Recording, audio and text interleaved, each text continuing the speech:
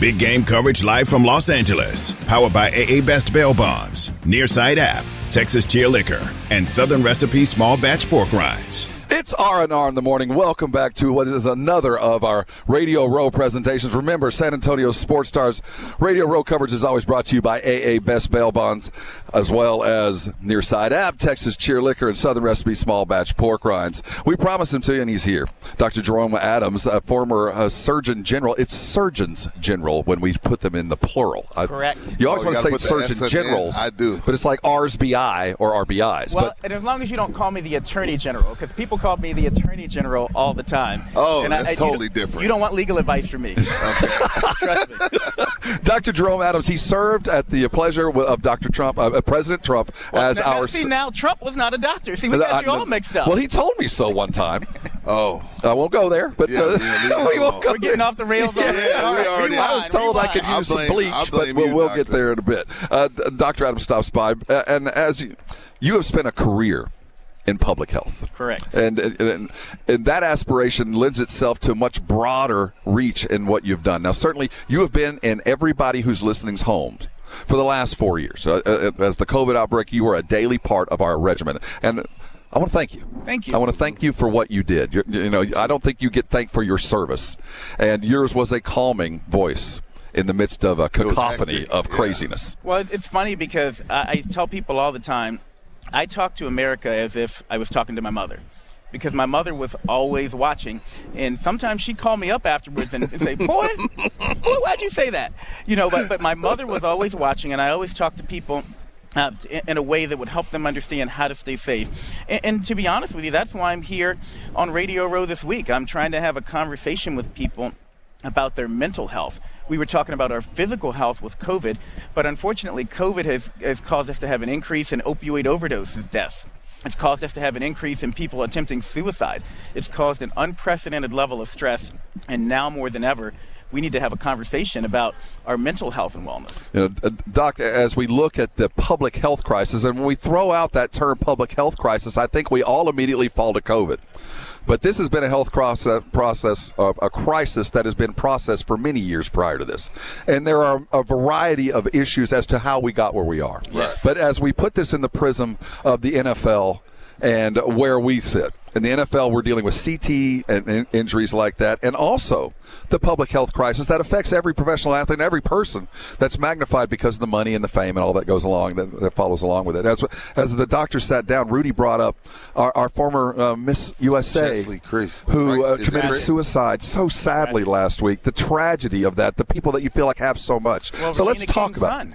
Regina King's son as well. And the people that I know, Andy Reid's son committed suicide as well. Tony Dungy. And it's like the people that again, you just never know what people are going through. Robin, when we could go on and on of people that we feel like have everything in the life we want to live, but are battling demons, and then we have no idea. Well, and that's why it's important. That's one of the most important things about the partnership that I have with Hall of Fame Health, is it's easy to think that you're alone, that you're the only person who's dealing with these issues.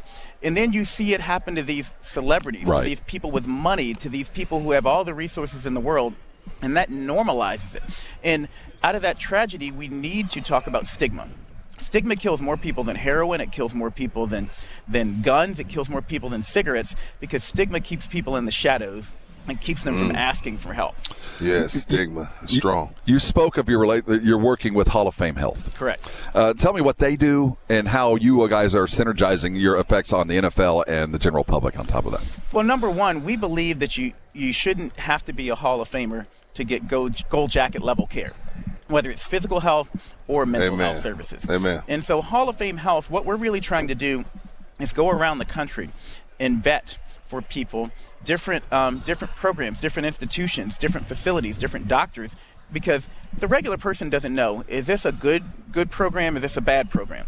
And I heard that over and over again as Surgeon General. So we're vetting these programs to make sure you're getting the same level of care that Jim Irsay, is the owner of the Colts, would get, that a Hall of Famer like Ronnie Lott or Charles Haley would get, if they went in for care, number one. Number two, we're working with these institutions to negotiate lower prices, to make it more affordable for people. Right. Even with insurance, sometimes you still get a bill on top of that you just can't pay. And then that leads into the third thing that we're doing. We're providing scholarships for NFL players, for their families, and we're even branching out into providing them for the general public through fundrecovery.org. You can go there if you need help, or you can donate through fundrecovery.org, because we don't want affordability to be a barrier to access for anybody. Right. Fundrecovery.org. Correct. Okay. You mentioned access to healthcare, and when we think of professional athletes and access to healthcare, that's the rehab room.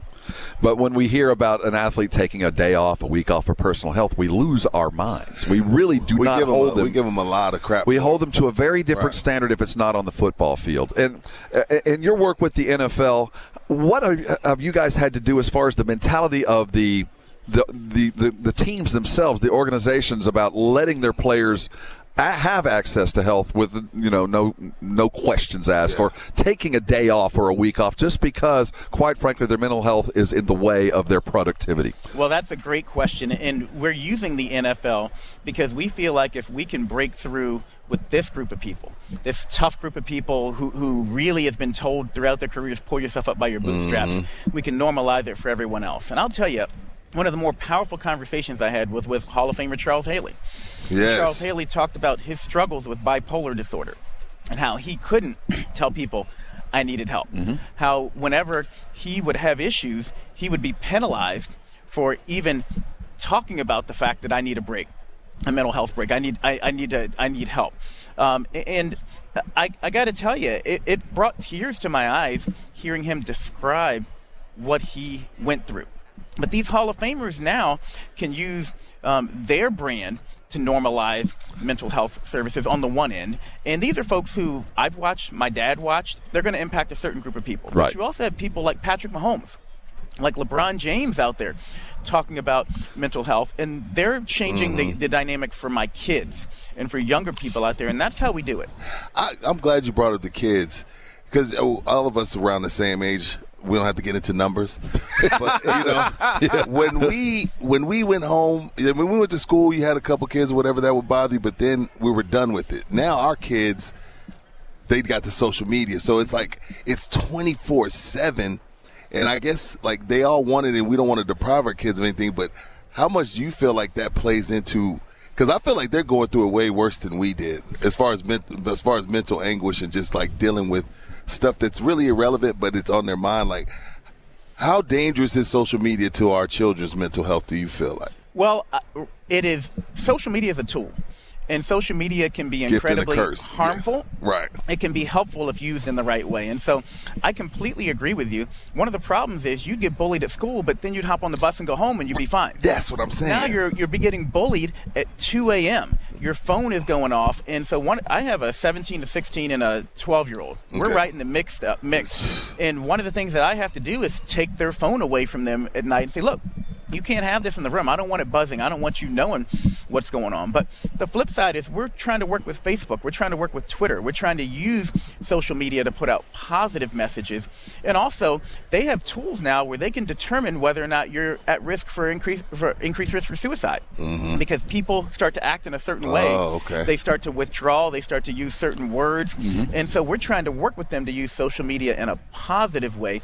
But you were so right. We've got to figure out how, with all these unprecedented stresses our young people are facing, we can help put them in the best possible position to be resilient. What scares me, young people, and particularly young minorities, increased rates in suicide. I mean, you're talking about 12-year-old kids out there trying to commit suicide. Yes. At 12. 40% increase over the last year in young people, people ages 12 to 17, having ER visits for attempting suicide. He is Dr. Jerome Adams, former Surgeon General of the United States, served in the Trump administration. And when we talk about public health crisis, so many times we fall onto COVID.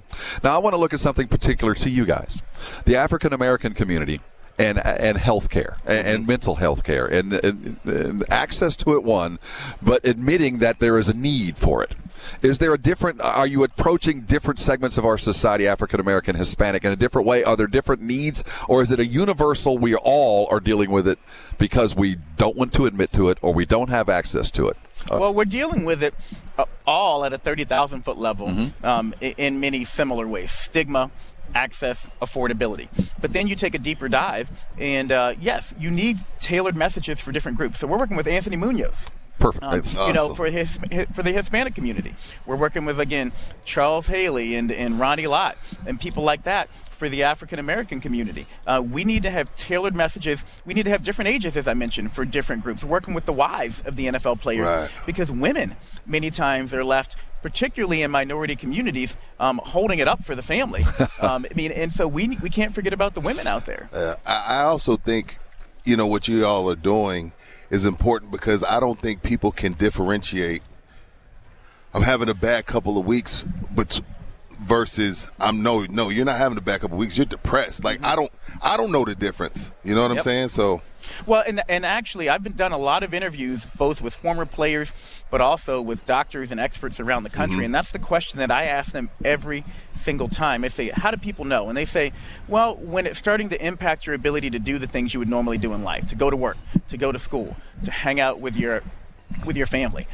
Usually, if you're asking if there's a problem, then that's a sign that you should at least be talking to someone. And if your ankle was hurting, I have back problems. My back's hurting. I go to the doctor. I get it checked out. I say, hey, doc, my back's been hurting. I can't actually do the things that I used to do. We need to figure out, do I need an x-ray? Do I need something else?